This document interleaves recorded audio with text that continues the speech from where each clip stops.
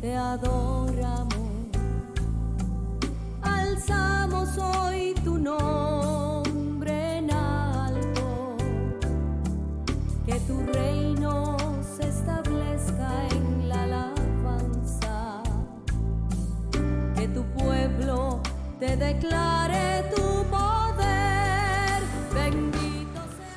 Hola, hola, ¿cómo están? Les habla la pastora María Eugenia Porras, una de las ancianas pastoras de la iglesia Génesis de Aguasarcas en San Carlos. Hoy quiero compartir con ustedes un tema que he titulado Regeneración o Nuevo Nacimiento. ¿Y qué es regeneración o nuevo nacimiento? Desde el punto de vista bíblico, es el proceso de pasar de muerte a vida. El nuevo nacimiento de que le habló el Señor Jesús a Nicodemo es un nuevo nacimiento en el Espíritu. Y quiero leer para ustedes unas partes de San Juan 3. Jesús y Nicodemo. Había un hombre de los fariseos que se llamaba Nicodemo, un principal entre los judíos. Este vino a Jesús de noche y le dijo: Rabí, sabemos que has venido de Dios como maestro, porque nadie puede hacer estas señales que tú haces si no está Dios con él.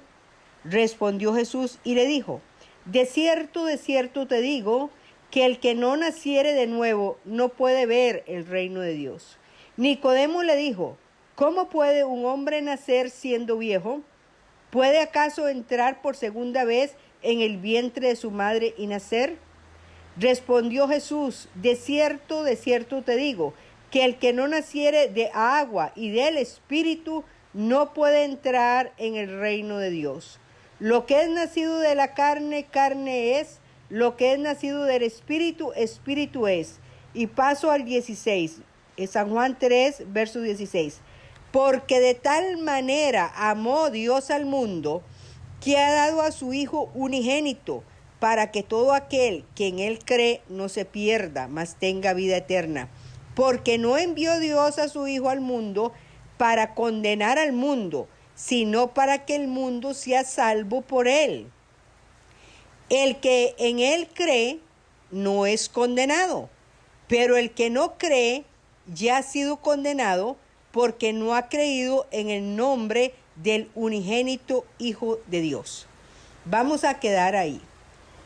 La regeneración bíblica o nuevo nacimiento es un nacimiento en la parte más íntima del hombre, en el área del espíritu. Recuerde que nosotros somos un ser tripartita: espíritu, alma y cuerpo. El espíritu con minúscula, que es el soplo de vida. En el área del espíritu nuestro está la conciencia, la intuición espiritual y la capacidad para comunicarme con Dios. Dios es espíritu y los que le adoran debemos adorarle en espíritu y en verdad. En el área del alma está la mente, las emociones y mente, emociones y voluntad, y captamos el mundo exterior a través de los 5 sentidos. Así que la palabra de Dios nos dice algo hermosísimo en Romanos 5:8. Mas Dios muestra su amor para con nosotros, en que siendo aún pecadores, Cristo murió por nosotros.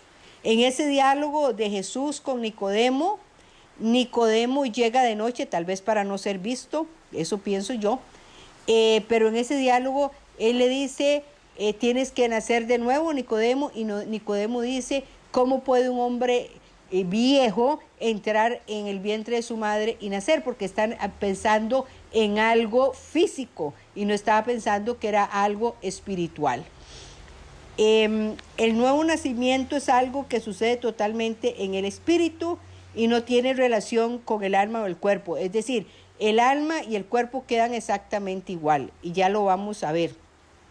Al alma y al cuerpo hay que morir. En la regeneración o nuevo nacimiento no se transforma la carne. El nuevo nacimiento no va a ejercer influencia sobre la carne.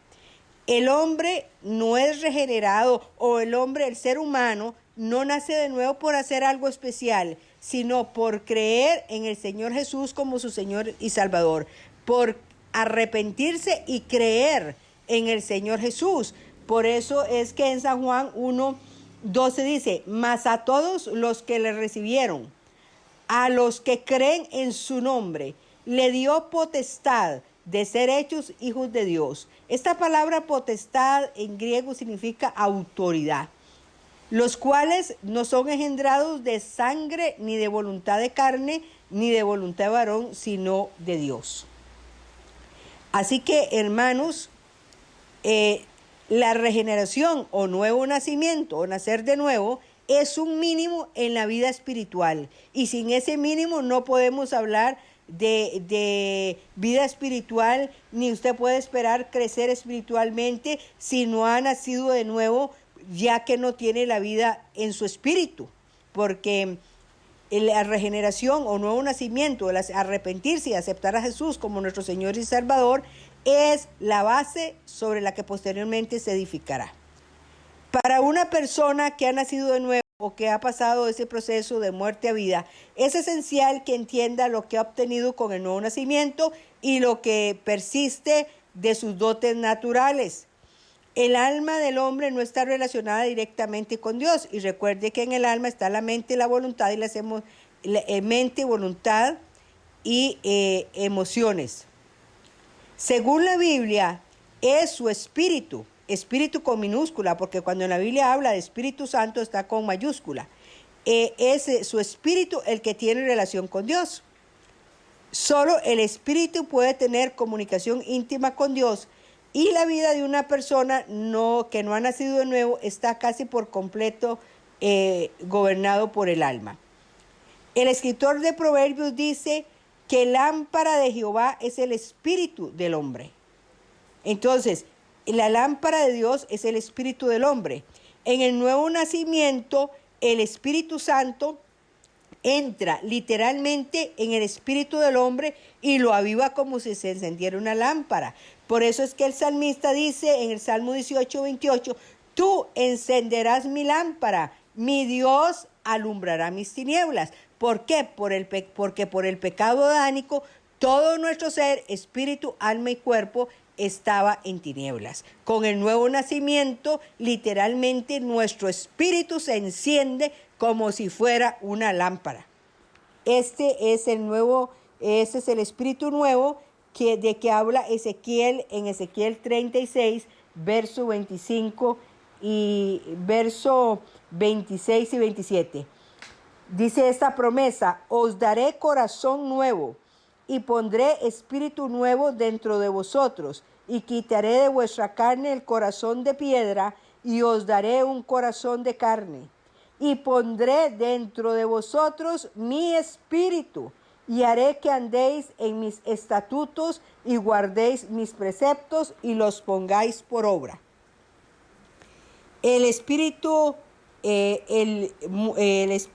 viejo, adánico, muerto, es avivado cuando el Espíritu Santo entra a nuestro espíritu y les transmite la vida de Dios.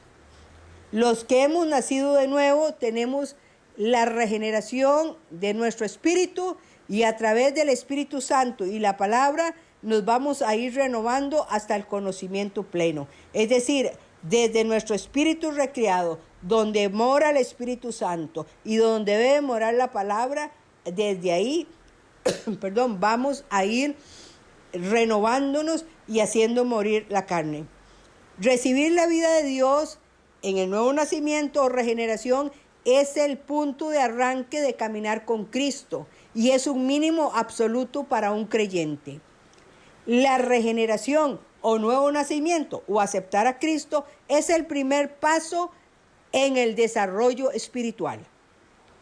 El apóstol Pablo en 1 Corintios 3, 1, 2, 3 por ahí, divide a los cristianos en dos clasificaciones. Habla de los cristianos espirituales y de los cristianos carnales. Los cristianos espirituales es un tipo de persona donde el Espíritu Santo vino a morar a su espíritu y está en todo su ser y no tiene nada de extraordinario, digamos que es un cristiano normal.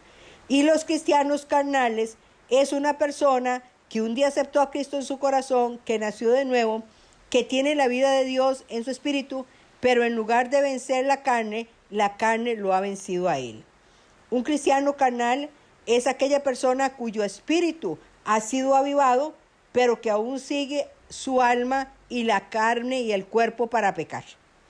La Biblia no espera, escúcheme bien, hermano y hermana, la Biblia no espera que los nuevos cristianos sean espirituales instantáneamente, pero sí, después de muchos años, si usted tiene muchos años en Cristo, usted sigue siendo un niño espiritual, entonces su situación es verdaderamente lamentable.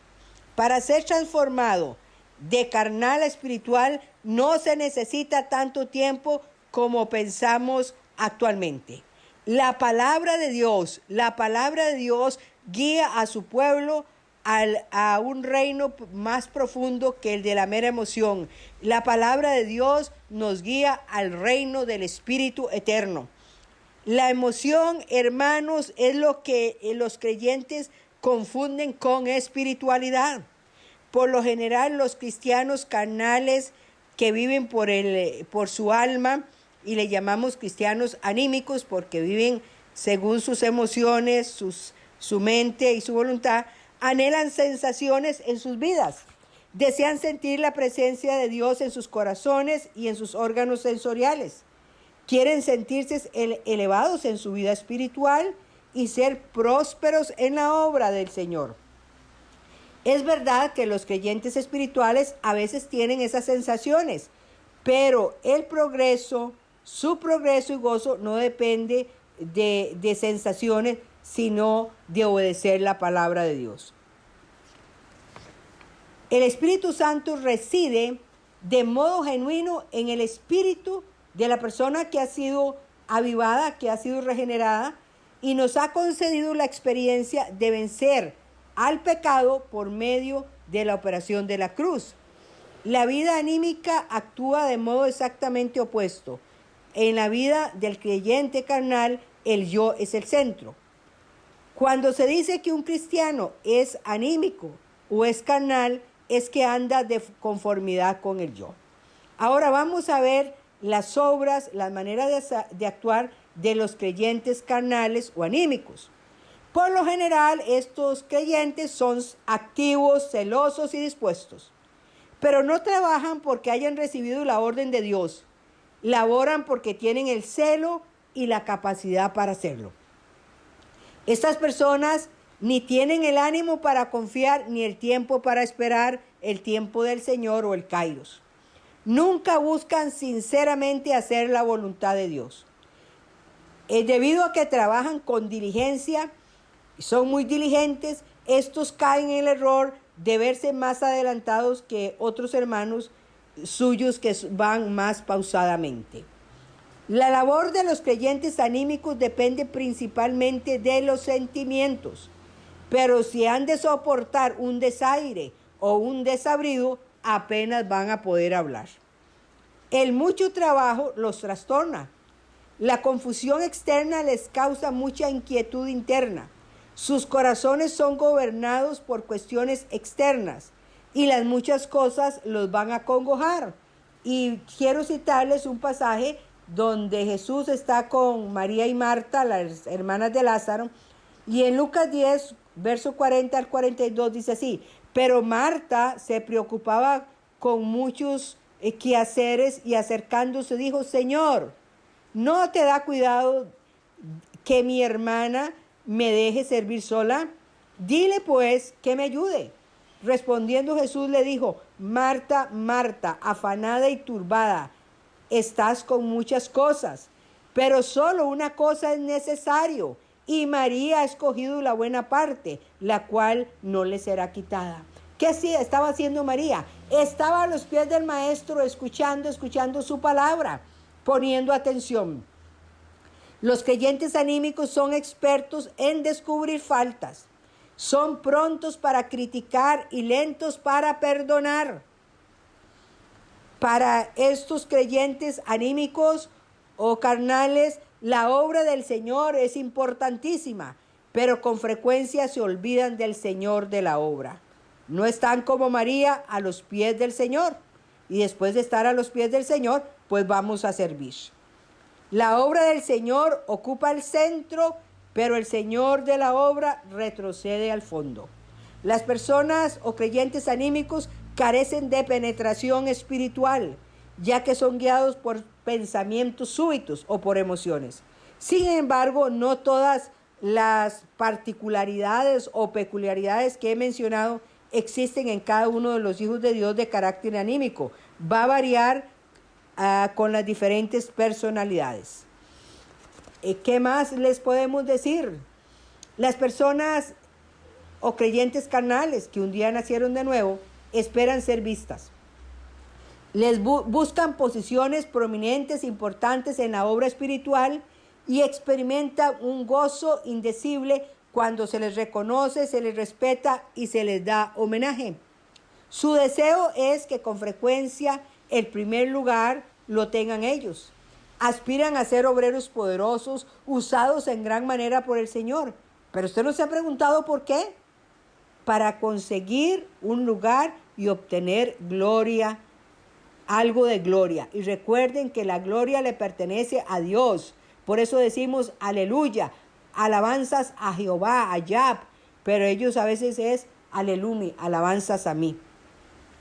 El tener experiencias espirituales no nos hace creyentes espirituales. Solo después de haber sido librados del pecado y del yo, podemos ser considerados espirituales.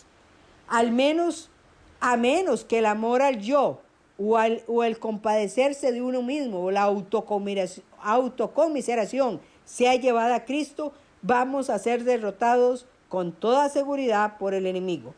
Satanás va a vencer a todo aquel cuyo corazón esté lleno de consideraciones del yo. Satanás puede operar por medio de almas indisciplinadas y también puede atacar directamente a aquellos que no saben nada de Cristo. Así que este es el mensaje que hoy traía para ustedes, un mensaje más cortito sobre la importancia de la regeneración, el nuevo nacimiento y sobre la importancia de orar por las almas que se están perdiendo y llevar el mensaje de salvación y cumplir con la gran comisión que nos encargó el Señor de ir por todo el mundo y proclamar el evangelio, que el que creyere y fuere bautizado será salvo. Esto es importantísimo. Bueno, sin más, siempre me ha gustado orar. Y entonces hoy, si usted me está escuchando y usted no tiene esa seguridad de la regeneración o nuevo nacimiento, hoy te invito a que hagas esta oración conmigo. Dígale: Señor Jesús, yo creo que tú viniste a esta tierra como un hombre, que naciste de una mujer y viniste a morir en una cruz viniste a buscar y a salvar lo que se había perdido. Yo creo, Señor Jesucristo, que tú eres el camino, el único camino para llegar al Padre y que solo en ti hay salvación. Y hoy vengo ante ti y te pido perdón por mis pecados. Me arrepiento de todos mis pecados, de mis rebeliones, de mis maldades y te pido que me perdones, que entres a morar a mi corazón, que inscribas mi nombre en el libro de la vida de los redimidos del Cordero de Dios. Y te pido, Señor, que me ayudes a caminar contigo y te doy gracias porque la palabra es clara. Dice la palabra que hay júbilo en el cielo cuando un pecador se arrepiente. Y ayúdame a caminar de tu mano hasta que tú vengas por mí. En el nombre de Jesús, damos gracias. Y Padre, yo como siempre quiero bendecir a cada persona que saca de su tiempo para escuchar estos mensajes de la palabra de Dios, estos micromensajes, porque son pequeños mensajitos. Así que, Padre, para toda persona que está oyendo, yo declaro el poder de la sangre de Cristo sobre tu mente consciente, inconsciente y subconsciente, para que tu mente sea liberada, para que tus pensamientos sean limpiados. Señor, yo declaro ese poder de la sangre de Cristo. ¿Y qué hace la sangre de Cristo sobre nosotros? Diga: yo me sumerjo en la sangre de Cristo, yo aplico esa sangre de Cristo, porque la sangre de Cristo perdona nuestros pecados, la sangre de Cristo nos justifica ante el Padre, nos santifica, la sangre de Cristo nos libera, nos sana y podemos llegar a través de esa sangre por ese camino nuevo y vivo que nos abrió Jesucristo, llegar hasta el trono de la gracia con confianza, sabiendo que vamos a recibir del Padre su misericordia y su gracia en el momento oportuno. Así que si alguno está enfermo, en este momento yo declaro la sanidad divina. Jesucristo es el sanador y yo creo el informe de la palabra de Dios donde dice que Jesús en el Calvario solo llevó todas las enfermedades, todas las dolencias, todos los dolores y que por sus llagas somos sanos. Así que si alguno está enfermo, ahí recibe sanidad. Si hay algún crecimiento maligno, si hay algún tumor, alguna célula rebelde, hay cáncer o lo que sea, en el nombre de Jesucristo, ese espíritu de enfermedad, así lo llamó Jesucristo, debe salir en el nombre todopoderoso de Jesucristo y esos tumores y todo el virus, bacteria deben morir y nosotros debemos vivir. También oro por las finanzas. Declaro lo que dice la palabra, que no he visto justo desamparado ni su simiente que mendigue pan. Y hoy declaramos en fe que nosotros no dependemos de la economía del hombre, sino de la bendición del Señor, que es la que enriquece y no añade tristeza con ello. Señor, bendice a cada persona que pueda sentir esa libertad, que haya libertad en el espíritu, que haya libertad en todo su ser y que hoy sea un día glorioso, un día especial, un día de bendición, porque declaramos que somos linaje de los benditos de Jehová. Que Dios te bendiga y muchas gracias por escucharme. Hasta la próxima. Bendiga